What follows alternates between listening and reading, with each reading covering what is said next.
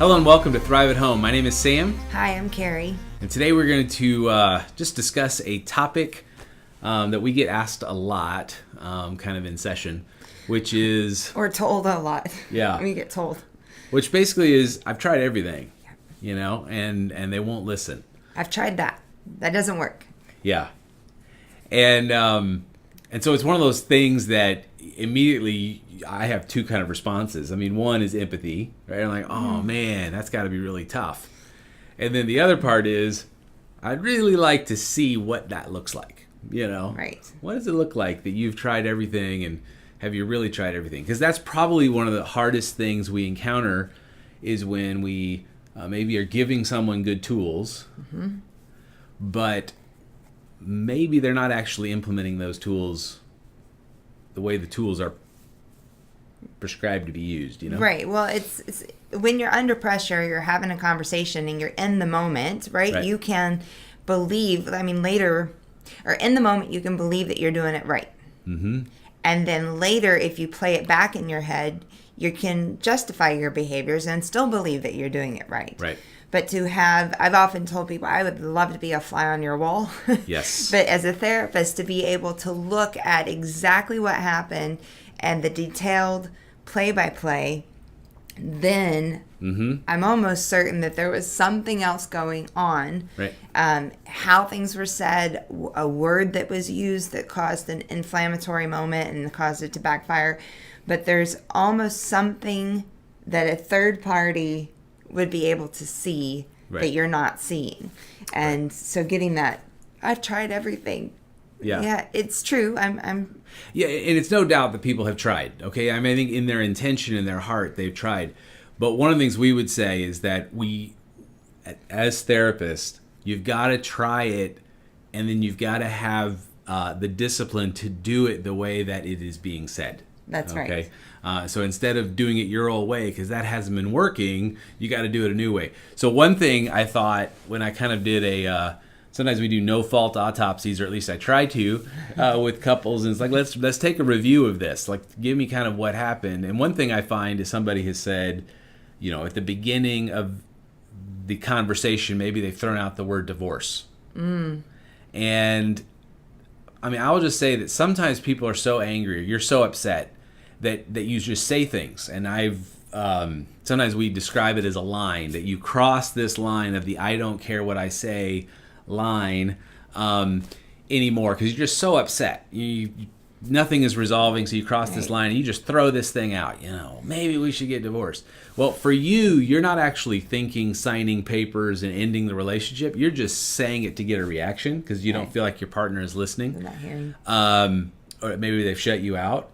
But what happens for the other person when they hear that, it's like, for some people, they go into abject panic. It's like, oh my goodness, what? There is no way. And so what we don't realize is that anything we say after we say that, the other person has this, they're in complete... Right. They have this wall that just kind of goes up, or shock that happens, or... What are we talking about here? I thought we were talking about, what TV show, and now we're... So it's such a shock. So that's one thing that I would say, or has that been thrown around recently? And so people are avoiding the conflict. They're avoiding getting into it because they're afraid it's going to go to a place, right, that's going to be unresolvable. I think sometimes that happens, that people then desperately begin to try to avoid conversations.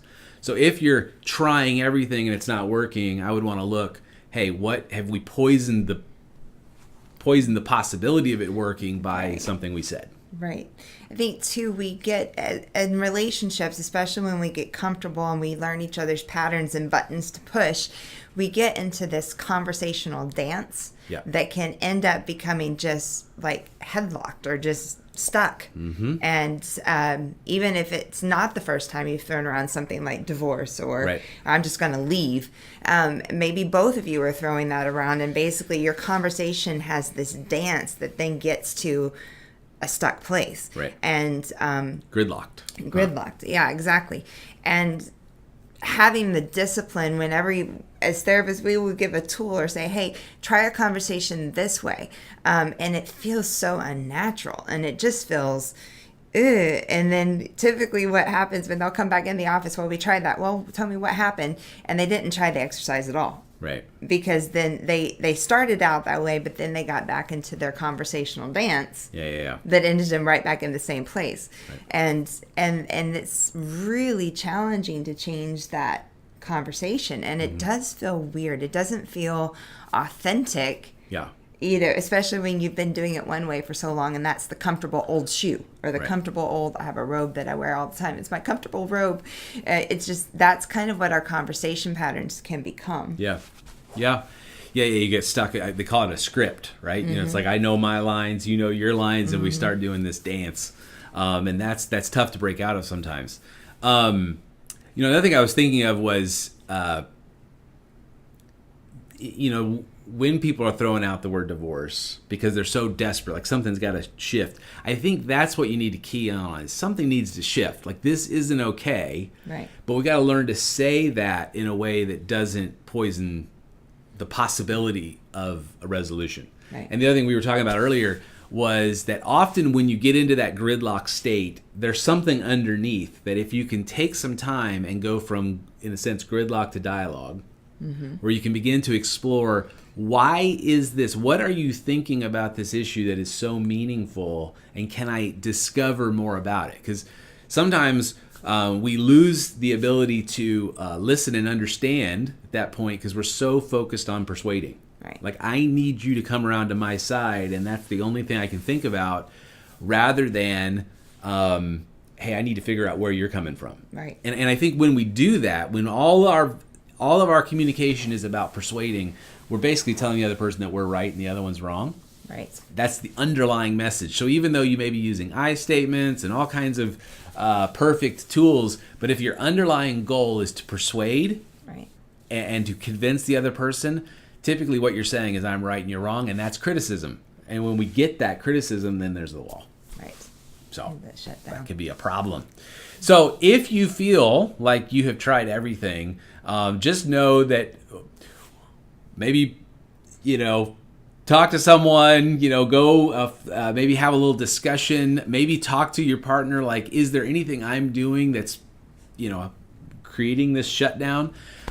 Because what's surprising, and you may have experienced this, but you've tried, and then someone else will say something to them and they seem super open to it. So I don't necessarily believe that a person who is labeled as a shutdown case is shut down to everybody. It's just they may be shut down to a certain person. And that's very painful, especially when that person is your wife or your husband. So anyway, you want to open up, you want to have a good conversation, but we would just say try again. Okay, it is never too late to try. Right. Try something new. Try the Right. same thing at a different speed. Do something different. Right. And each relationship is individual and unique. And so if this reaches you and say, oh yeah, I think we're doing this, email us. Yeah. Let us know a little bit, and we would love to email you back. We've got lots of tips, more Yeah. than we can put in this little video.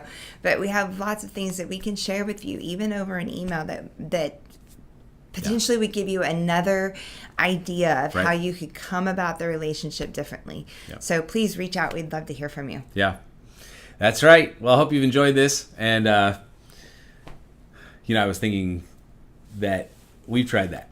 Like, there's been things that you and I have tried, and it didn't work. And it's so easy to just file that away and go, well, that was an exercise, didn't try, or it didn't work. And it might have been, it just didn't work at that time. That's right. And so, bringing some of those things back out of the shelf and saying, hey, we need to try this again. I'd like to try this again.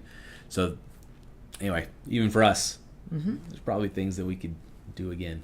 Try again. Try again. All right, take care.